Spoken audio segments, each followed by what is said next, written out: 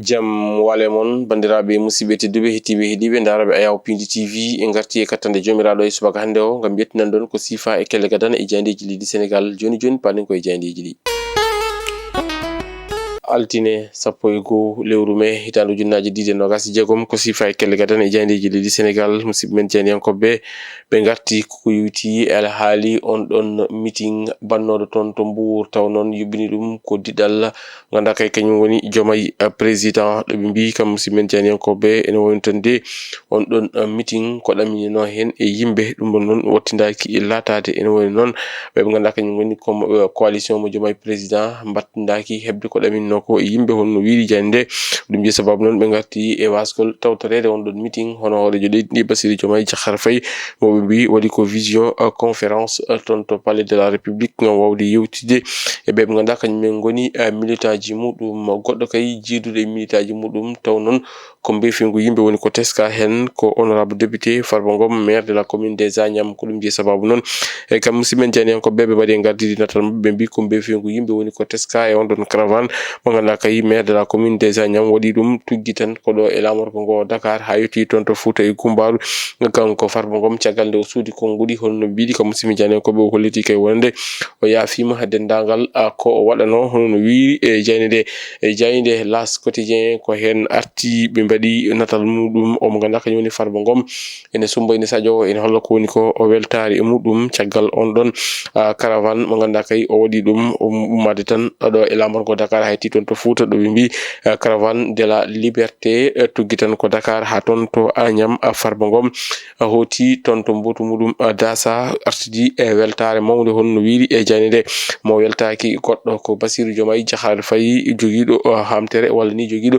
kulhuli e ko yuti haali on ɗon coalition e Diomaye président honno mbiɗi kam musidɓe men jayndiyankoɓe e leydi ko ɗum heñare ko ɗum je sababu noon ɓinguel ngel innama taw ñalawma inde nde e yontani hono no waɗiri e gardidi e natal muɗum ko ɗum je sababu noon kanko horejo leydi ndi o heɓano wadde déplacement ngam yaade toon to Mbour to ete tawtorede on ɗon meeting o wattidi haldude koye minitaji makko taw noon koye ɓoggi karale kesi ɗi woni tan koye Ayaw honno wiiri e jayde ganduɗa kay kañum woni jayde wiyetende jayde L'As quotidien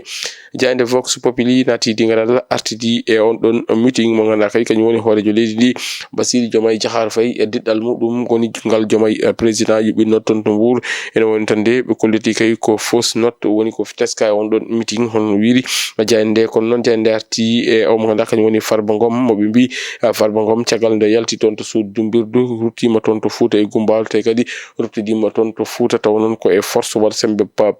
sembe pattam lamo honno wiiri kam musidɓe men e jayndiyankoɓe ɓe mbita nde ko Farba kay kañum woni ko jaɓɓa toon to diwan muɗum taw noon ko tappi rouge woni ko wertana ko mbeefingu yimɓe kay woni ko teska ngam arde jaɓɓade o mo ganduɗa kañum woni Ngari Bosoya e on ɗon ganduɗa kay kañum woni on ɗon caravane mo ganduɗa ko mobilisation woni ko teska yimɓe ummiɓe e nokkuji certuɗi e nder diwan mo Matam ha ni e nder leydi Sénégal ngam arde hawrude walla ni jaɓɓade o mo ganduɗa kañum woni honorable député Farba Ngom hono no wiiri e jayde ganduɗa kay kañum woni jayde wiyetende jayde Vox Populi ƴeewoyen jayde quotidien le quotidien kam musidɓe jayndiyankoɓe ɓe garti koye on ɗon accueil mo ganduɗa kay kañum woni Farba Ngom ngal ɗon jaɓɓugal pattam lamal ngal ganduɗa Farba jaɓɓama toon to Fouta e Gumbaru ɗo ɓe mbi Farba Ngom ruttidima toon to jeeyandi muɗum walla ni ruttima toon to gowandi muɗum toon to Fouta e Gumbaru ko ɗum je sababu noon ɓe guinniri e Farba le roi du nord holno wiiri lamɗo banggue rewo holno wiiri kam musidɓe jayndiyankoɓe ɓe garti noon e ngal ɗon jaɓɓugal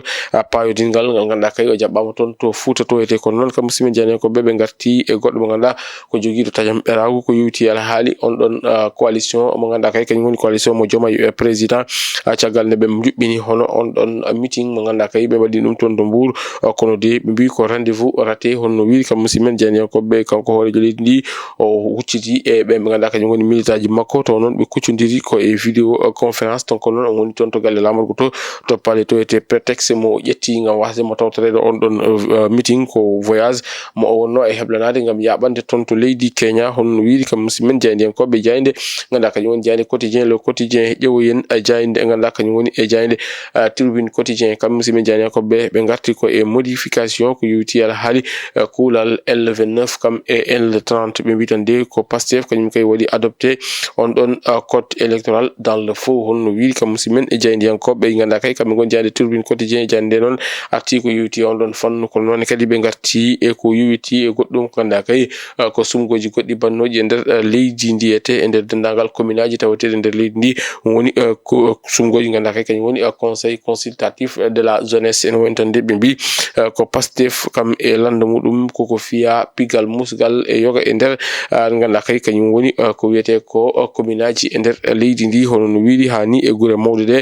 ko wayno toon to Touba e toon to Mbacké hono no wiiri kam musidmen e jayndiyankoɓe ɓe garti e ko yiwti alhaali on ɗon accueil chaleureux woni tan ngal ɗon jaɓɓugal pattam lamal ngal ganduɗa kay maire de la commune des Agnam honorable député Farba Ngom jaɓɓama toon to Fouta e Gumbaru caggal nde ummi ɗo ete e lamorgo ngo Dakar ɗo ɓe mbi Farba Ngom kañum kay woni joom Fouta le maître du Fouta ruttima toon to jeeyandi muɗum hono no wiiri e jande yewoyen e jayde nde ganduɗa kañum woni jayde point acti kamɓe noon ɓe garti koye on ɗon code électoral ɓe mbi ko assemblée nationale waɗi adopté walla ni waɗi confirmé on ɗon réforme ko yiwti alhaali bayrugol kala ɗon kuulal ko yiwti alhaali ɗum ganduɗa kay ko kañum woni sumgoji ɗi honno wiiri kam musidɓe jayndiyankoɓe ɓe garti noon ɓe mbi ko député ji ɗi ganduɗa kay kañum e gonɗi majorité o kañum kay goni ko gooti ngal ɗon kuulal ngam o wadde ganduɗa kay kañum woni o waylude ɗum ko ɗum je sababu noon kam musidɓe jayndiyankoɓe ɓe garti hen ɓe mbi oɗo saaha joni gueɗe ɗe kala ruttinama toon to galle lamorgo to hoorejo leydi ndi Bassirou Diomaye Diakhar Faye ko kanko kay e jogori siinude ngal ɗon kuulal hono no wiiri kam musidɓe e jayndiyankoɓe ganduɗa kay kamɓe goni jayde wiyetede jayde nde ganduɗa kañum woni jayde point acti konguɗi omo ganduɗa kañum woni Aline Sarr ine tawe e nder jayde nde bandiraɓe musidɓe tedduɓe hettiɓe heeɗiɓe daroɓe Ayaw Pindi TV gasi ha laaɓi ceeɗe ko ɗum ɗon komin kemno reminandade ko sifa e kele gadane e jayndeji leydi Sénégal adi meɗen e ɗumede jayndeji wonata ko janggo soko weeli gueno ɗo e nden min mbi on jokke e ɗoftade kam e rewidade programme uji ɗi Pindi TV woto jejjide wadde abonné commenté kam e partagé Allah jarama on jarama.